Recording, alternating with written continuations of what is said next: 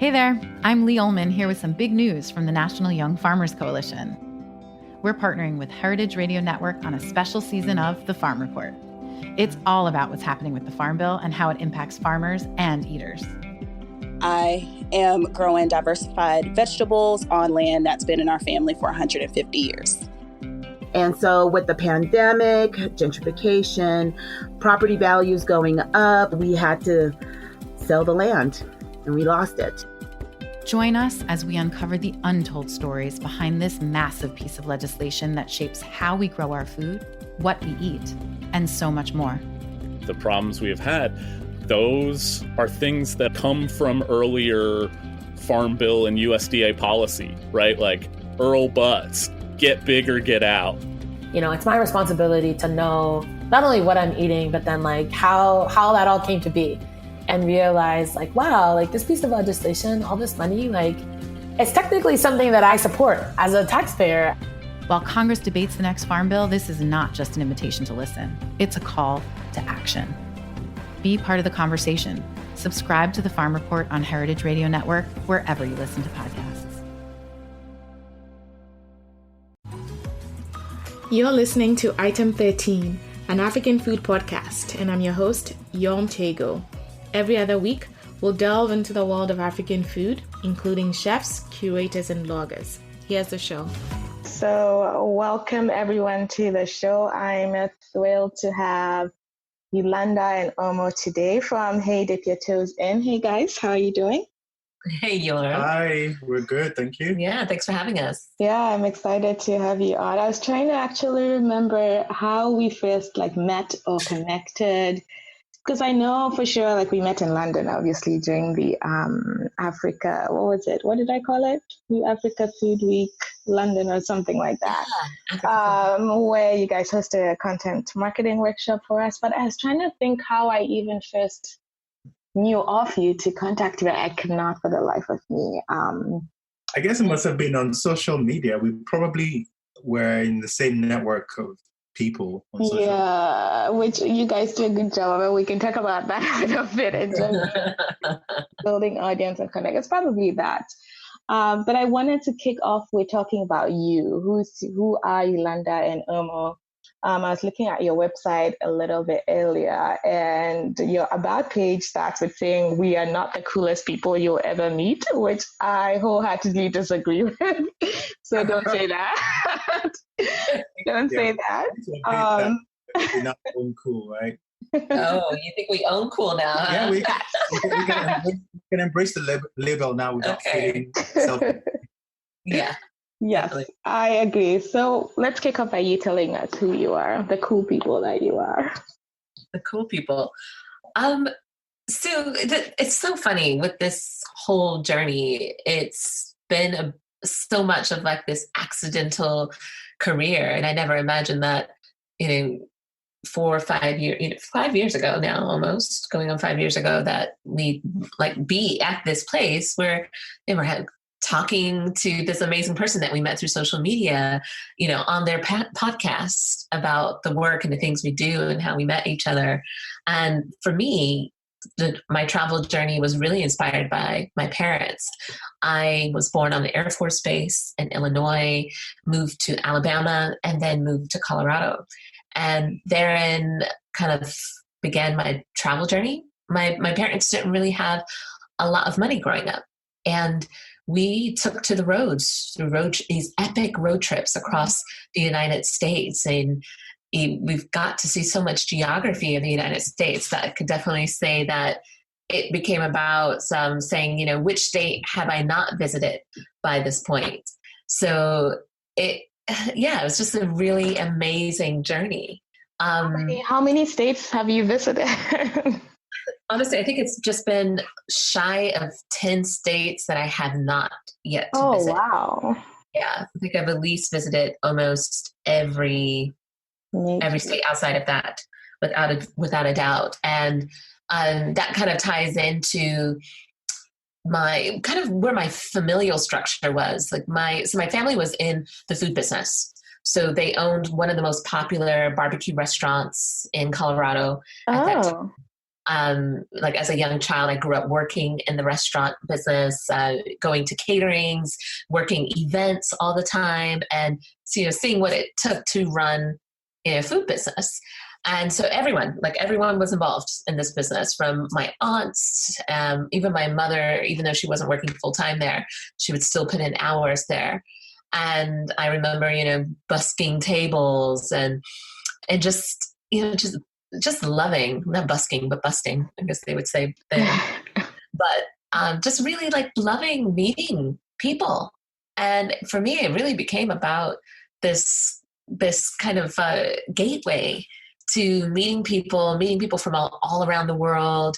And I just became fascinated with, food cultures, like multicultural foods, and this whole narrative of like, we can travel the world through food. And my family really kind of pushed that narrative, because I think for all of the different holidays they would cook. We'd always have a different theme.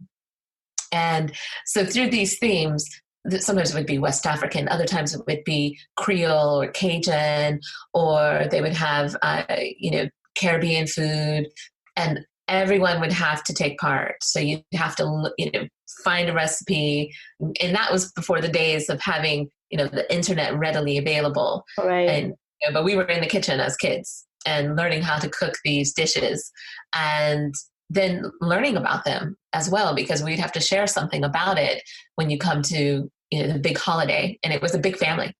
So yeah, it was a really great way of just kind of introducing me into travel. And yeah, that was kind of what got me just really kind of addicted to this idea of traveling the world. I didn't have the means at the time, but I knew that the world existed and there was a big wide world to explore, and food is what got me to kind of open that door.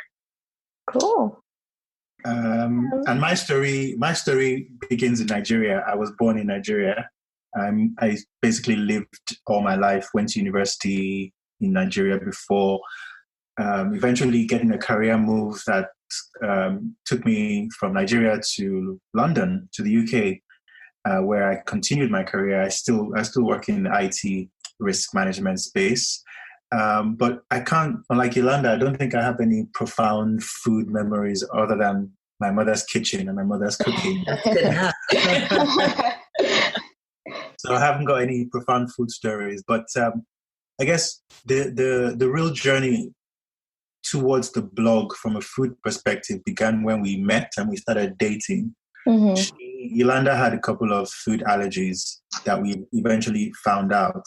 And in order to just try to sort of accommodate those allergies and meet in the middle with our different food requirements, we began to explore cooking together and experimenting in the kitchen with different types of recipes, trying to learn how to cook gluten-free and dairy-free food. At the time, you were pescatarian, right? Yes, pescatarian. Yeah, pescatarian, which meant that I was the only one eating all the meat. Like a true Nigerian man. So, you can take the man out of Nigeria, but you can't take the meat. So yeah, we found ways to meet in the middle with our different food requirements and preferences, and that began the process of sort of developing content for food. I think the content development phase of our relationship sort of began, the travel and food side of our content development began at the same time, roughly around the same time, because we started traveling together and we started cooking together. And so that sort of combined to create enough reason for us to have a home for our content. Oh, cool. That's a good story. Good story. So then let's talk specifically about the blog. It's for those who are new to Eulanda and Omo. The blog is Hey Dip Your Toes In. I wanted to ask, if it's not very obvious, like what led you to call your blog that? Let's start with that. It's definitely not an obvious story. If people are always like, yeah, how did you come about the tagline, Hey, Dip Your Toes In? But it was actually my father, and we constantly tell this story quite often. And it was quite funny. After we got married, my dad said, you guys, you should write a book. And I said, oh, Dad, we're not quite there yet. Yeah, we're not quite there yet. And he says, well, what about a blog? And bear in mind, he's not a blogger or anything like that. And he's gotten introduced to the world of blogging through our blog, through what we do. And so it was just really interesting to have him suggest this. And so we really kind of chewed on it for quite some time, I would say for several months. And then finally, December 2014, we sat down at our favorite Afro-Latin restaurant in Brixton, and we said, let's do this. Let's create a blog. And so, we came up with colors and, creating like a color palette and some of the ideas. And we started creating adjectives. Like basically we just kind of started throwing out all these different adjectives of what we imagined the blog name to in a sense, to kind of mean. And from those adjectives, we then derived this idea of kind of dipping our toes into the sights and sounds and flavors of life. And sometimes you have to dip your toes in before you can kind of jump all the way in. Right. And we said, that's what we want. That's what we want our kind of our motto to be, because we're also quite different from each other. One of us might like to kind of tread a bit more with a bit more caution, which is quite wise.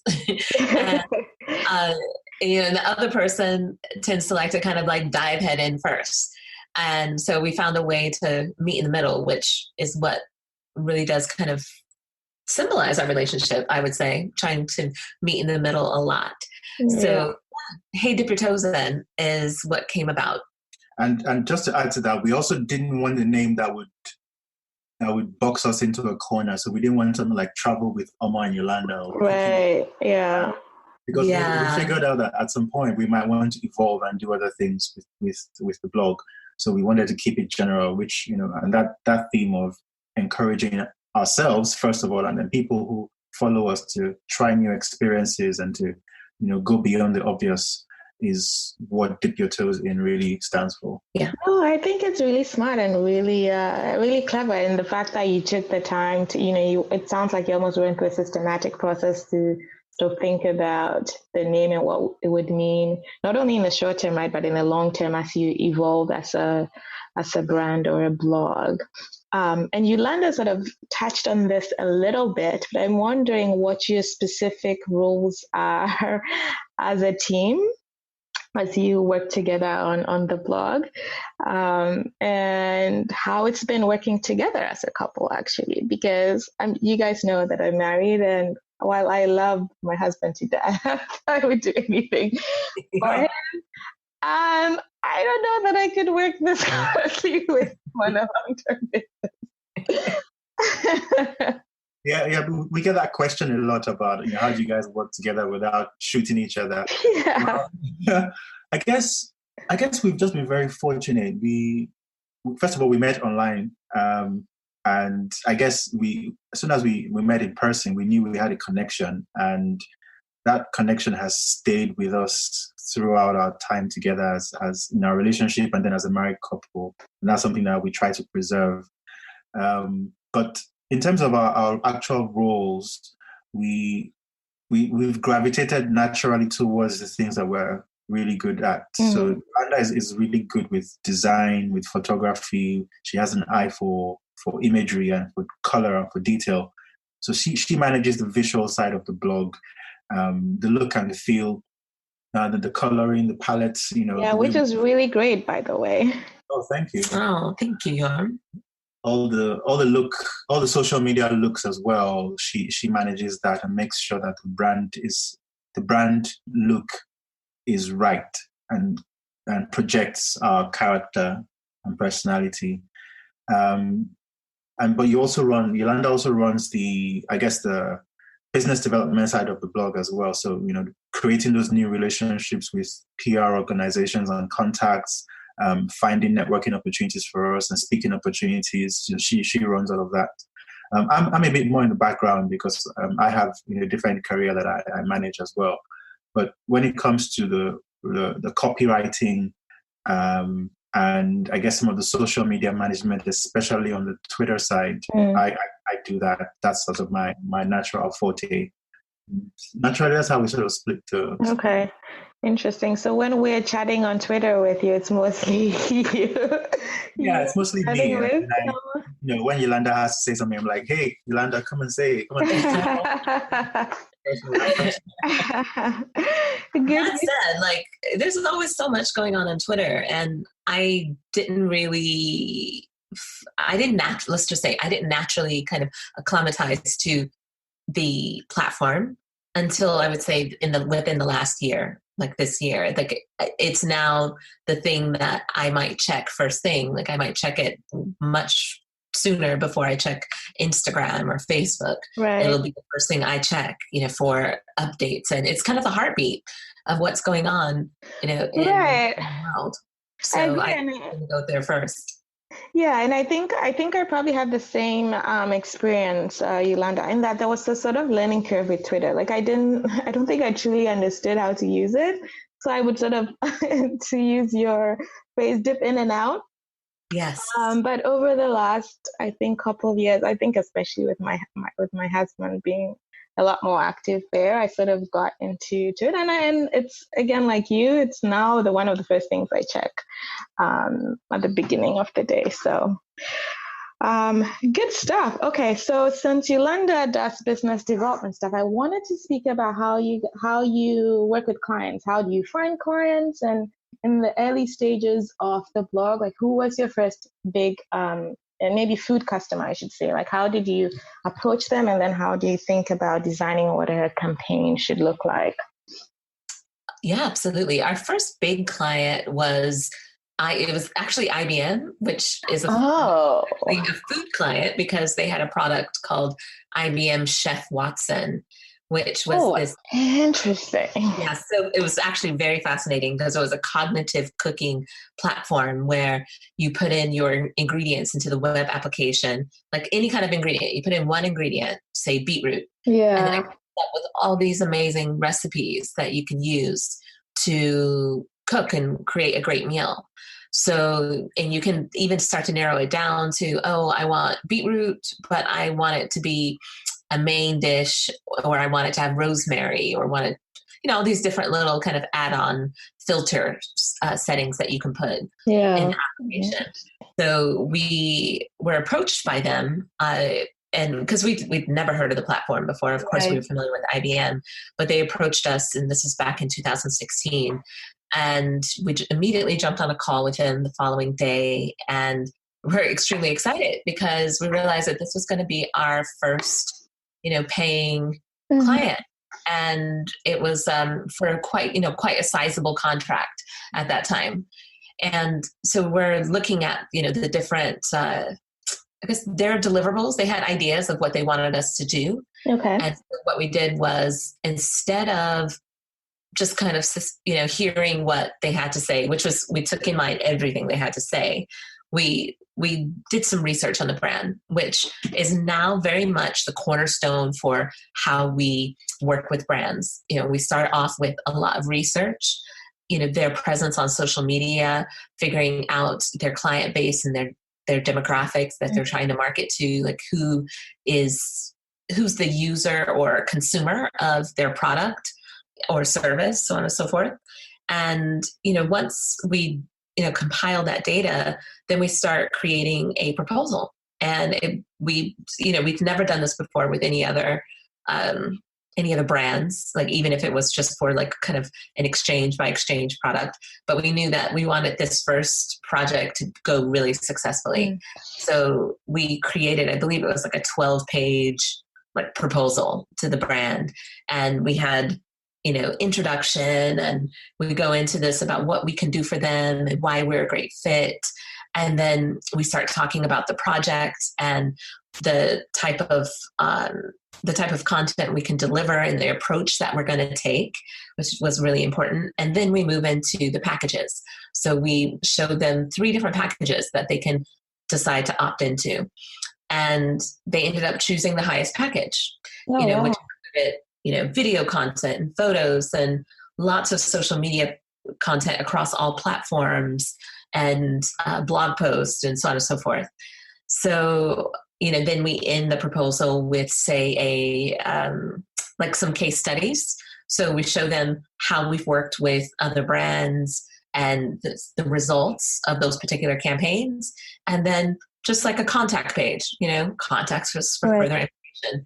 And that literally has become the foundation of how we work with brands. We've ended up now speaking on the topic, multiple times at industry events, so on and so forth. And then we also do coaching. We'll coach other, creative entrepreneurs or those that want to do what we do, on this system. So yeah, from the business development side, that is how we got into working with brands. We didn't approach them, but we've also used the same method to approach brands as well, because it can work from the other side. You don't have to wait to be approached. We definitely believe in creating opportunities and not waiting around for brands to contact you. Like, create opportunities, create your own campaigns with brands that you want to work with. And for us, it's worked out really well. No, that's incredible. And I'm just wondering, what at the time or the point in your business, or, let's call it that, at the point in your business, what do you think attracted them to you? How did they find you? What were you doing at the time? Do you think that made you an attractive target, I guess, versus, a standard agency, for example? Absolutely. So what's interesting about this space now is that it's very much about agencies contacting creators. So it was the agency for that particular company that contacted us. Yeah, so there are these and that's how it's really working these days, is that creative agencies will find creators to then create content for, the brand that they represent, that the brands that have contracted them. So the only thing about that is that you end up creating all of this content, and then it has to go through all of these right. So what could have just been a simple email and say, hey, does this, can you approve this? Does this look great? It might end up taking 3-5 days, a week, to get approved because so-and-so wasn't in the office, or, there needs to be a meeting with, all 3 department heads to approve a simple photo and, a few paragraphs of copy. And so, yeah, there are some drawbacks, to working with creative agencies, because the lead time is quite intensive. But in terms of them being, or I guess finding us, we did ask, and they said that they did a search on top food. What did they didn't use the term influencers. They would use the term bloggers in 2016 then. And so they said they did a search on top UK food bloggers, and we came up. And I think the reason why we came up is because we've gotten that award that year for best food blog in the UK through the UK Blog Awards. Oh yeah, that's right. Do you want to talk about that experience? Yeah, this was probably one of the most surprising things that happened to us in the early part of our career as bloggers. We, like Eulanda said, we started the blog in 2015, and by the end of that year, 2015, we heard of the UK Blog Awards, which was an organization at the time that was sort of opening that space for blogger brand relationships. And so they had this award ceremony where you would put yourself in and apply in a specific category, and then eventually be shortlisted for a final selection by a panel of judges. So we thought, well, we're just starting out, but let's see where this goes. So we put ourselves forward, and we made it to the finals. And at the award ceremony, we won. And that was so shocked. Yeah, that was a shock, a very pleasant surprise. But it meant that we were doing a couple of things right. It meant that, first of all, our branding was right. It meant that our messaging was going in the right direction as well. And it also meant that we were starting to build the right networks and relationships that got us noticed. So that just was a confirmation that we were doing something right. And I think at the time that was, again, when the influencer / content marketing space was starting to become a bit more defined. Okay. Even though now, there's a lot of talk about nano influencers and micro all the other all the other various strata of influencers. At the time, it was very strange to brands to look at bloggers or content creators as a viable part of their marketing strategies. And I think that when we won that award, and that got us noticed by companies like IBM, it was a good convergence of time, being in the right place at the right time. Yeah, I think it was after that time we started getting asked to audition for like British food television shows. Oh wow! It was just really bizarre. We ended up doing one appearance on the show for Jamie Oliver. What was that like? I don't think I knew that. That was a Channel 4 production, wasn't it? Yeah, Channel 4. It was Jamie and Jimmy's Friday Night Feast. Yeah, Jamie and Jimmy's Friday Night Feast. And so did you have to cook, or what was the... No, we didn't have to cook. We just had to try lots of foods. You had to watch Jamie cook. Yeah, watch Jamie cook. Oh, interesting. And then talk about the food and how it tasted and stuff like that. Yeah. I see. Interesting. Okay. I think this is a good time to take a break. And then when we come back, I want to delve specifically into the idea, or I guess I want us to define more what content marketing is for food businesses. And then how they can take advantage of, doing that to sort of help move their businesses forward.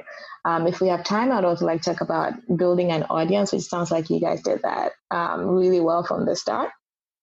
And then we'll get into some fun questions towards the end. So we'll take a break now, and then we'll come back to talk about content marketing. You're listening to Item 13, an African food podcast. We'll be right back. We're talking about content marketing now. And I know you've shared this with me before because I've sat in a workshop with you, but I want you to define it for our listeners, especially food business owners, because we want to now talk about how they can use that to push, to help grow their businesses, right? So what is content marketing? How would you distinguish that from other types of marketing, for example?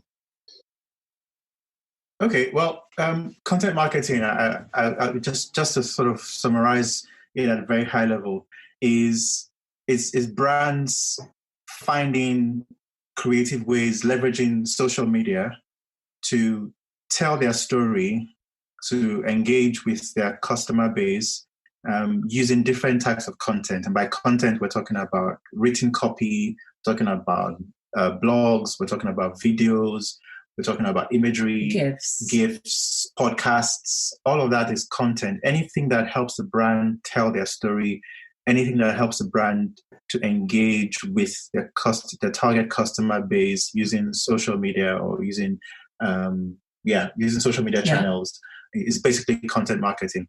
Now, think of content marketing as one part of a larger marketing strategy. So, the bigger brands would typically have budget for things like TV adverts, like radio, newspaper copy and print and adverts in magazines.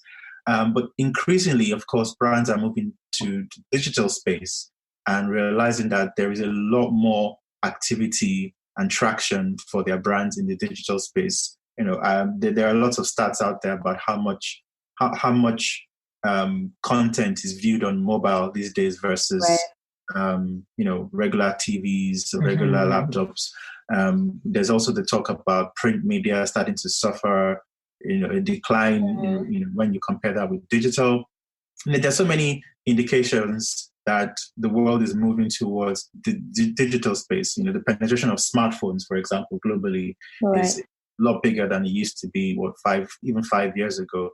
So content is king, pretty much. And for brands to be able to reach the audience that has now moved online, they need to have a content marketing strategy. And they could do that either by having their own in-house teams developing that content. They could hire agencies to do that work for them. But increasingly, they're starting to turn to the influencer community. And that community is a bit ambiguous right now because you have a couple of people who do not regard themselves as influencers but actually are influencers. People who want to be influencers but are not quite there yet. But yeah, anyway, bottom line is people like you and I who have engaged communities that we talk to on social media could step into that influencer space and become the content creators for these brands to help them reach some communities or demographics they may not be able to reach through traditional advertising or marketing techniques. Yeah, and that's interesting because, you talk about the explosion of digital. You just have more eyeballs everywhere on social, etc. And there's just content everywhere too, right? Like I can't even I listen to a lot of podcasts. I can't keep up anymore. Like someone sends you videos on WhatsApp and videos on text and, it's just, there's so much content, right? And so how are you as a food business, or even from your perspective as a content marketer, what sort of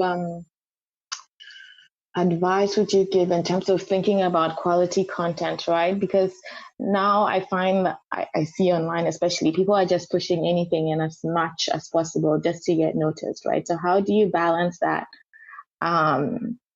pushing out stuff versus the quantity versus quality, I guess is what is the bottom line. How do you balance that in trying to get more eyeballs that will eventually convert to sales for your business? That's a great question. We end up using this, process. This is a process that we've created over the years. We call it our creative ideas cycle. And when it comes to creating, we think, it needs to be broken down. And so you always have the idea, this idea that you're thinking, wow, that would be great. But oftentimes what happens is that we create these ideas and somewhere along the line, they tend to kind of fall flat. And so I like to think about that this idea we need to birth life into this idea. So the balloon needs to fill up by the end of the cycle. And then you can let the air out, and then you just keep doing it over and over and over again. And it becomes this cycle. And that's why we call it the creative idea cycle. And we start off with the idea, and then we end up crowdsourcing and the ideas. So we get other ideas. So we might end up sending a survey out to in the form of like a Twitter question, or just to get some feedback from our community. It might go Instagram as well. Instagram, I was just going to say Instagram stories or static Instagram posts. We've also done it. We were so funny enough. We were looking at some memories that popped up on Facebook. We used to do it a lot on Facebook, a few years back, because we had a really engaged, following on Facebook, but we've kind of shifted that, over the years, just to kind of respond to, market presence. Mm-hmm. So, after that, then you're thinking about developing the idea and where you need to push the idea. Like, do you need to push this through, PR presence, or through maybe this is something that if you were to pitch to a creative agency, that the idea can then really have some legs, or do you need to self-publish and it's going to go out on your own platforms? So you have to identify those areas, and then choose where and how and when you're going to push that out. But at some point in time, the idea, quote unquote, whether it's content, typically it's content driven, it needs to be pushed out. So once you choose between those platforms or areas, then you push the content out. And after that, it's been pushed, but then you need to also get data around that. So you're thinking about, as you push content, you're trying to engage, you're trying to create conversations. You're also trying to think at that time, like, how does this then cycle into other content that I create, that then I can multi-purpose or repurpose later on, and which we find is really important for us. It's really important that content doesn't just have one life, one life to live. It shouldn't just go out there and then it's just there. Right. So really great content is content that is reused, it's repurposed, it's quoted, it's recycled in ways, and it serves to help your audience or to solve a problem. Mm-hmm.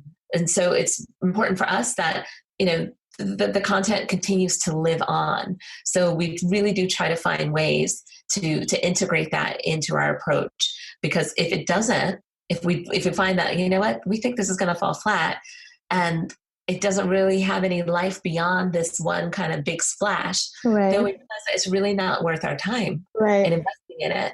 And to give you a great example of that is a post that Omo wrote on the blog years ago. This was back in 2015 that he wrote this post. And now 2019, it was just picked up by Lonely Planet. Oh, wow. And then published in their magazine as well last month. So, things like that, we could never have anticipated that particular publisher would pick up the story, but we knew that the story would be repurposed at a later time. So, we always keep those things in mind. Right. And so I think of the process you just described and how time consuming that must be, right? Because to be able to do it well, you have to put in that thought process, if you will. And I think about a food business owner that maybe doesn't have the time, or perhaps may not have a big enough budget to reach out to an agency, etc.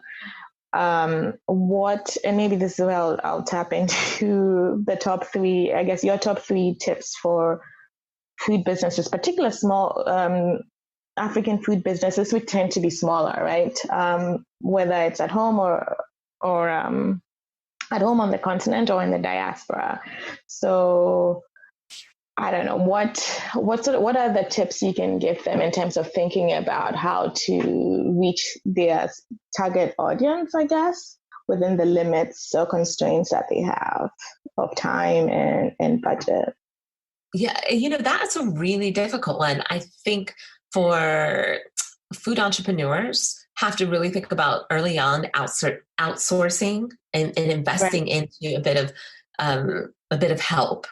So there's, like, for instance, there's an app that we're going to be looking at investing into. I guess you could say investing into. It just means that it's something that we have, another fee that we have to pay. Right. But it's going to be a great way to tap into some more assistance.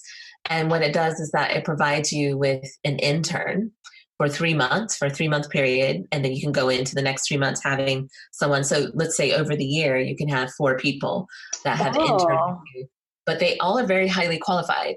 So they've had to take, trainings and like Facebook ads and Instagram ads and, so many different types of qualifications. Right. And so you're able to search on the app. So the app is called Gen M, like generation millennial. But on Gen M, you can find all of these different people that want, they want experience, and they want experience as interns, and they're not just, just super young people that are not serious about what they're doing. These are, serious students. These are post-grad students in some cases, and they're looking for work experience in the industry, within marketing.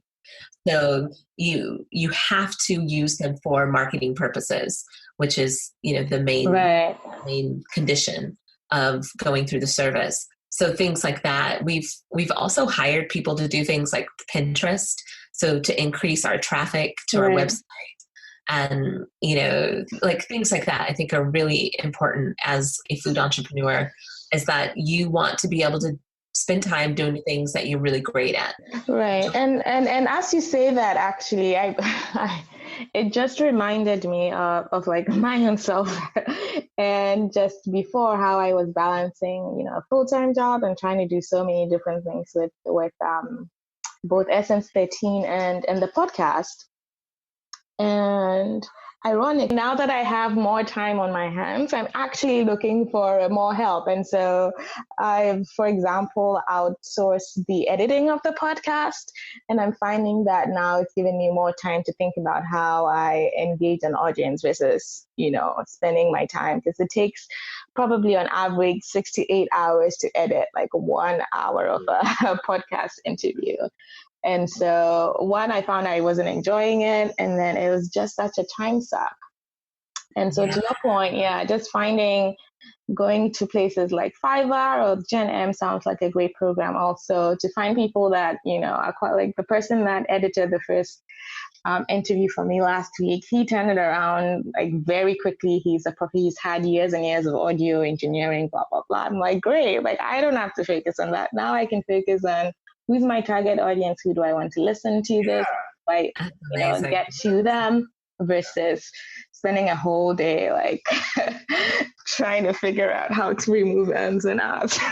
Exactly. I think that's a very good point that you've just expanded on, is the fact that there are people out there who are specialists at doing certain things, right? Right.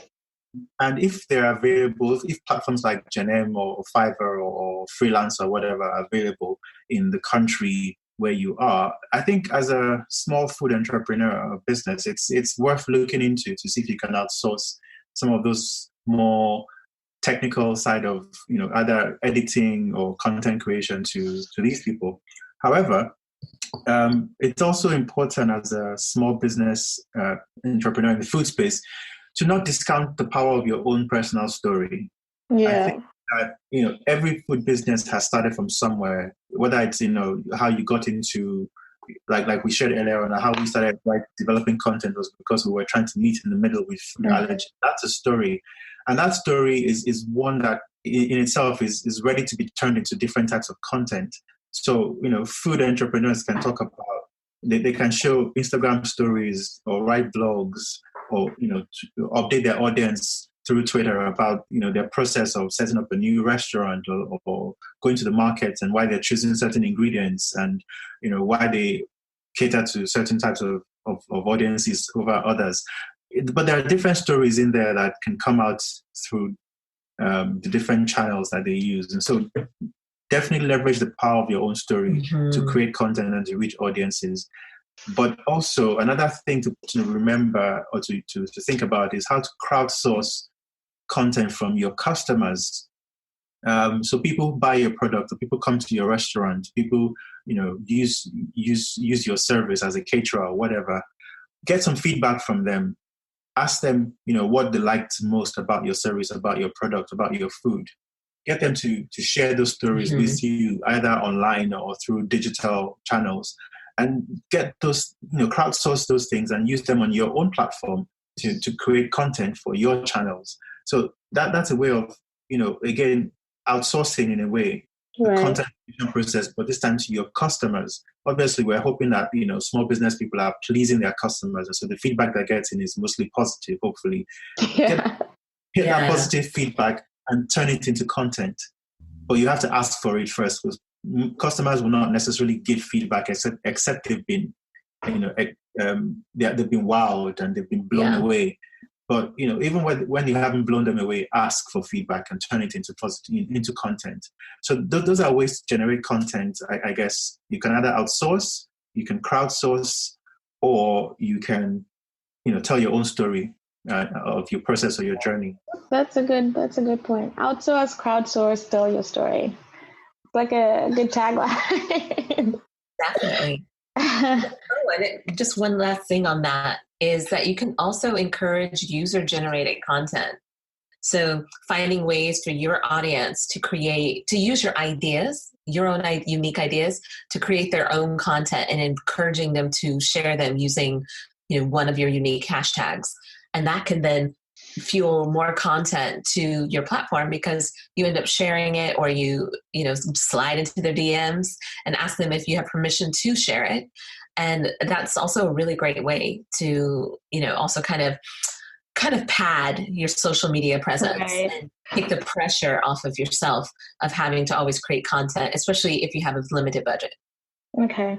And similar, I guess, or related question, if you have maybe one or two more thoughts on that, specifically on building an audience, right? So I think we're focusing on the types of content you can create, but then how do you sort of build that audience? Because in speaking to a lot of food entrepreneurs, food businesses who are recently on social or online, they're finding a hard time of building an engaged audience, right? And so they're like, okay, I'm spending time that I could be doing, working on my actual business, creating Facebook, Instagram, Twitter. I'm trying to put out content, but I'm not growing my audience, or two, even if it's growing, they're not engaged, like they're not answering my polls or whatever. And so I don't know if you have maybe one or two more tips around that specifically that could be helpful.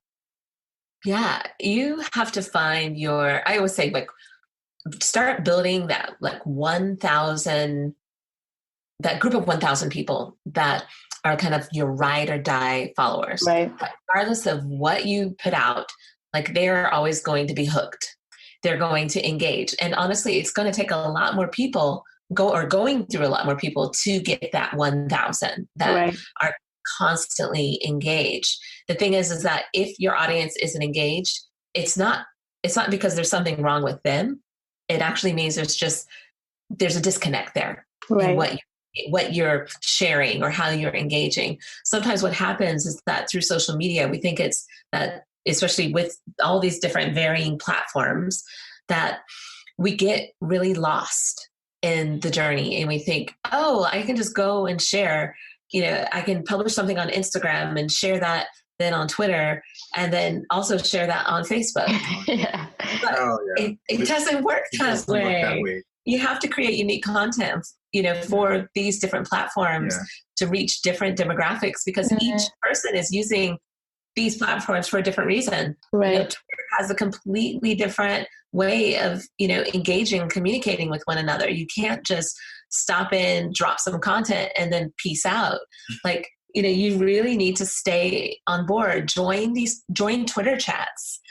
There's so many food focused Twitter chats where you can share great photos and engage with people. Like, it's about engagement. And also we found that find a way to start connecting people with other people, amplify other voices. Because people will start to trust you. And they'll want to know, like, oh, what are they doing? What's so-and-so's kitchen doing? Like, they're the ones that put me on to so-and-so, or they recommended me for this, or they recommended me for that, even if it's outside of your quote unquote niche community. I think we have to start thinking that it's not just the audience that's under the umbrella. Okay, like under the umbrella brand. Right. Really, underneath that umbrella, there are actually other umbrellas, funny enough. And those are all micro communities. Right. And you pinpoint your ideal audience. Sometimes your ideal audience are not just people that just love to eat your food. They might be people that are into, some really niche interests, like, oh, my ideal, maybe one of their ideal clients is someone who loves, interior design, and then, loves books about art, and loves following, John Basquiat or something. And most recently attended a local exhibition in Paris or something. Right. But really, you do have to get that specific in your targeting.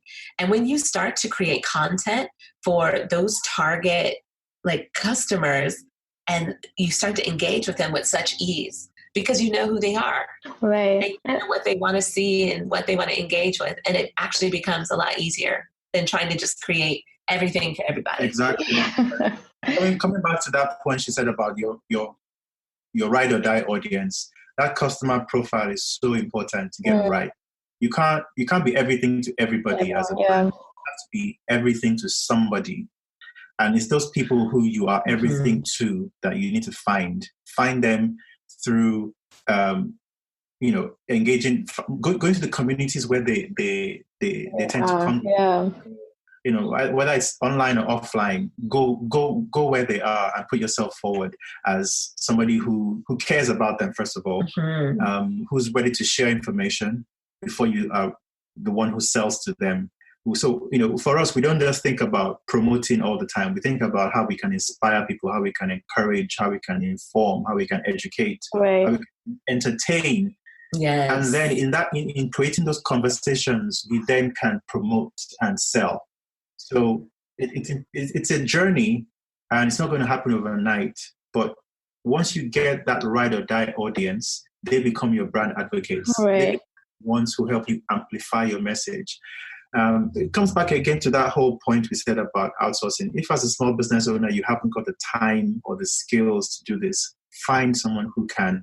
Give them the guidelines, tell them your vision, and just trust them to help you build that audience on your behalf. But it's important to do it. Right. And I will echo that in saying that just from my experience in the last couple of weeks, like it may seem like a cost that you don't want to, or something that you don't want to invest in or that you can't afford. But that peace of mind, I mean, this payment that I made to this person gave me one peace of mind, which you can't actually put a price on. And then two, it just opened up time. Like that's a whole day that I could spend like thinking about other ways I could engage versus with sounding. Yeah, I'll give you just a quick example. Like, as a food business, you're developing recipes all the time. Right. A good way to engage your audience is to take them on that journey. Ask them questions. Hey guys, I'm thinking about combining this with this. What do you think? Would you combine this with this ingredient? Why not? Get them talking about this idea you have. It comes back to Yolanda's point about the creative idea cycle. You have the idea, put it out there in your community. Get them to start talking about it, and that way you're engaging them. They're engaging with each other, and you're getting useful insights that you can then pull from and use to develop your recipe.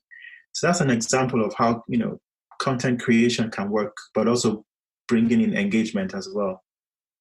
Yeah, no, that's all good points. And I think sort of just to wrap it up and to tie into, I guess both of you mentioned this idea of figuring out that core target market, target audience, ride or die. I've also been experiencing that in my own work with Essence 13 and the podcast, in that when I started, I thought I was more targeting Africans in general, right? But I found in my engagements, especially after participating in a podcast festival this summer, that my target market actually, like if I'm doing some more work and focusing, it's actually be on first and second gen Africans in the diaspora. They're looking for ways to connect to their culture, which first of all has nothing, initially you would think had nothing to do with food. But as I'm getting feedback, it's like that food opens the door to a lot more, about their culture, where they're from, that they don't have as much access to as they would like. And so I'm refining that and thinking about how I reach those markets. And so sometimes who you think your target market is may actually not be that core. They may be, as part of under the wider umbrella, like Eulanda said, but in terms of that core market, may take some time to refine and may not be as obvious in the beginning. Cool. So now I want to talk about the two of you a little bit in terms of, we've talked about food. I want to talk about food now in the context of your travels. When you travel, how much do you think about food as part of the experience? And I don't know if you have any stories to share about food experiences in anywhere you've traveled, good or bad. Yeah, so many. There's a one in, I think, how do we want to start this story? Is in the one in Turkey. Oh, yes. Yeah, it's a really great story. So the first part of your question was, how much does food factor into our travels? Right. The answer is a lot. We will choose destinations based on what we want to, what we expect to see from the food culture there. We know that, for example, places like in the Mediterranean, we love the Mediterranean diet. So we will, immediately choose places like Cyprus or Turkey or, Morocco, because we want to, sample the food culture there, which is always so vibrant. So yeah, food is always a big part of our travels. Plus, food gives us an opportunity to tell some really good stories and create some really, solid content from our trips as well. And this story was one that happened a couple of months ago. We went to Turkey to work with a client, But before we hooked up with the clients, we had a couple of days to ourselves to do our own thing. So on the first night when we arrived, we had checked on Google Maps to see what restaurants were in the area for us to go have dinner. And we found that we chose one of the places that was close by the hotel, and we made our way there. So we got to this address, and it turned out that the restaurant had shut down. It was no longer there. So, looking at our phones and thinking about what next to do, as we were walking away, there was an old man who called out to us just to, find out what we were looking for. So we pointed to the restaurant. He said, in his broken English, the restaurant was closed. It was no longer open. So we said, thank you. And as we were walking away, he started calling out to us again, saying, food, you want to eat? You want to eat? So, we thought it was the beginnings of a scam. But I think that was the Nigerian. Yeah, I was going to say. Something was about to go down. But it turned out that, he actually asked what we wanted to eat. We indulged him and listed a few things. And he said, oh, no problem. My wife, and he pointed to an old woman in front of him, she's a good cook. She's a good cook. Sit down. And before we knew, they had brought out chairs. They had cleaned he went off on his motorbike to the supermarket or wherever and bought a few ingredients. His wife went up into the kitchen, and within about an hour, we had less than an hour. We had a full meal. Like a big plate of fish and potatoes and all kinds of different mezzes, and it was wonderful. Yeah. Oh, that's insane! Like I need to. You must have shared this online. I need to find that and share with folks who are listening so they can see what that spread is like. It's on our Instagram, on Twitter. Yeah. Oh my gosh! But the Turkish people, though, are very hospitable. I found, like, in my travels in Turkey too. That's amazing, and that's like. Again, like I guess it ties into the food and travel story about how food is such a connector of people, right? And it is. It really is. That's an amazing story. And speaking of Turkey, I guess we can now sort of wrap up with what's next for the both of you. You have a retreat coming up in Turkey next year, actually. Yeah. Yes. Yeah, we're just in preliminary plans to launch dates and so on and so forth. So we plan to launch them later on in October. So really excited about that. And so, anyone who is interested in getting more information, it's just a page on our website, and you just input your email, and then you'll get information when things drop. So very, very excited about it. Yeah. It's, can you share a little bit more about what it is? Like it's So it's going to be a 5 to 7 day retreat that's going to be sea-based. We're going to be spending time on a yacht. Yeah, 5 days. It's a gullet yacht. We've actually tried the experience, which was one of the things we went to do in Turkey this year. Okay. And we're bringing together entrepreneurs. So whether they're creative people in the creative sector or people who just want to get better at creating content for their business, or bringing people together, for a couple of days. We're going to be having seminars, workshops, exercises, case studies, and all of that good stuff we're going to be sharing during the day. So some work, but lots of play as well. And lots of good food. Amazing food experience. Our onboard chef is incredible. He is absolutely phenomenal. And so lots of food and wine experiences, and even for those that of course don't drink alcohol, there's plenty to drink and try. And it's going to be an incredible immersion into food culture in the Southwest. Sign up for this.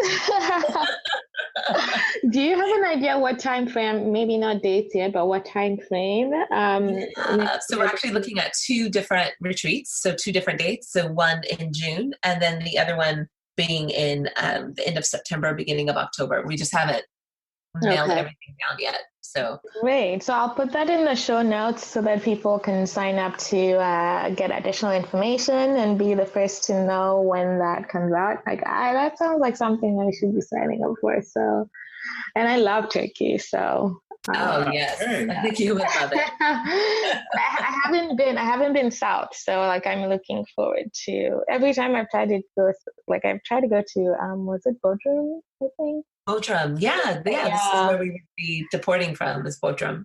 Yeah, and something came up and I just didn't do that. So this could be my second chance at going south. Now that sounds awesome. Okay, is there anything else that's coming up in the pipeline for you guys that you would like to share? Or maybe where people can find you online, social media? Yeah, we have lots of different speaking appearances coming up and some events. Doing an event this upcoming Tuesday, but that one is just going to be for Women in Travel. CIC was an organization that I work with that is to promote employability and career growth for women that are seeking to work in the travel sector or ones that already work in the travel sector, travel and tourism. So that, within the hospitality community. So really excited about that. And that one is about how to better network and get opportunities at World Travel Market, which is one of the biggest industry conferences in London. So it's called WTM London. And it's massive. It's like over 51,000 people. Oh, wow. Yeah, that footfall and like 5,000 exhibitors. And it's 3 days of kind of back-to-back meetings and evening events. And it's a bit of a whirlwind. So we'll be doing a session of how to prep for that and effectively make use of your time, and then all the follow-up stuff. So it's a great one for those that are working in the hospitality sector that, want, or ones that are just trying to create more content and get more brand relationships that want to kind of step into that world. So yeah, I have that coming up, and speaking at a Women in Travel Summit, which is in Riga, Latvia. So that's going to have like Latvia. I know Latvia. I know this. Yeah. People really go all over the world. It's incredible. Yeah, it's exciting. Really, really exciting. So that's going to be a great one. A great event to attend as well. So it's going to attract women from all over the world that are working in, again, travel, tourism, hospitality industries as well. So cool. Yeah. Cool. The best place to follow all our speaking engagements or to get updates on events that we might be hosting is to follow us on Twitter or Instagram. Yeah. And both handles are at Dip Your Toes In. At Dip Your Toes In. Great. Okie doke. All right. We'll wrap up now very quickly with the rapid fire segment. And these questions are for both of you, right? So we'll take turns answering. Let's go. Dine in or take out? Ooh. Dine in for both of you? Yeah. Okay. Who's the morning person? Who's the night person? Oh, that's easy. It's so easy. I'm morning all night. day. Oh, yeah. And then Instagram or Twitter? Instagram. Twitter. Okay. It's actually, I also wanted to ask you if there are topics that you think you wouldn't touch on Twitter. I know you guys do a lot of commentary on different sets of stuff. But are there topics that you sort of keep away from intentionally? Yes, quite a few. So religion, politics, okay. Yeah. the obvious ones that are very divisive. Right. We already live in a very polarizing world, and social media is a very polarizing place. So we try to stay away from those topics that Right. people have very strong opinions on. This doesn't mean that if we're passionate about, things that we're passionate about, like, environmental conservation, sustainability, and all those things, we will talk about those things. And we'll join in conversation. Right. But we try not to be polarizing with our content. Right. Yeah, it's difficult sometimes because sometimes we do feel quite passionately about certain subjects. But in the end, we just have to say, like, what type of conversations are we looking to encourage? Right. Is it more of an emotional response? Right. Yeah. Less of, really adding to the narrative. So that makes sense. Okay. And then what are your biggest pet peeves? One, when it comes to traveling, and two, dining. Oh, goodness. Okay. One of my biggest pet peeves are people that do crazy things on planes, like with their feet. So that walk with their socks off or walk to the bathroom, like go to the toilet, to the loo with no shoes on. Oh my God. So Who disturbs does me. that? They do it, and they do it all the time. Who does that? Yes. Oh, gross. Oh gosh. Okay. Omo. Yeah, I mean, pet peeve, I guess from a food perspective, I do not like when restaurants try to play a fast one with their drinks. They overprice the drinks And then put ice. I hate those. Okay. I know the margins are thin when it comes to business, but deliberately stiffing your customers for drinks. It's not. You should take one sip and then the drink is done. Right. It's not cool. And then my last question for you is, for both of you, what's your favorite African restaurant anywhere in the world?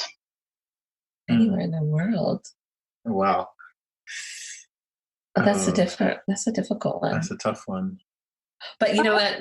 I could say one of my favorites is Knock by Alara in Lagos. Yeah. That's the good one. It's really excellent. Everything I've had there has been top notch. Yep. I make it up. I go there every time I go to Lagos. So. Oh, nice. Yeah. I met the chef last year when I went to Lagos. You did. Yeah. It's from Togo or Benin Republic. Interesting. Because I think Chef Pierre was the one who kicked off, their inaugural menu. Yeah. Chef Pierre kicked off the menu, designed it, and then I think this chap now works. For Chef Pierre, is now the lead chef. Yeah. Good stuff. Well, this was great. I knew it would be great because you guys are really awesome at what you do. I learned a few new things as well, and I'm trying to do a lot more of these, adding more people in the community that may not necessarily work with food, but the work that you do helps elevate what other people are doing in the space. So I appreciate you taking the time. And people should look for you. I'm excited for the Turkey trip. I think I will be joining, fingers crossed. But thank you. It's a pleasure to chat with both of you, Eulanda and Omo. Oh, thanks so much for having us. Seriously, always a pleasure to talk with you. Thank you for listening to Item 13, an African food podcast. If you like the show, please subscribe, rate, and review us on your favorite podcast app. To keep up to date, follow us on Instagram, Facebook, and Twitter @Item 13 Podcast. Thank you.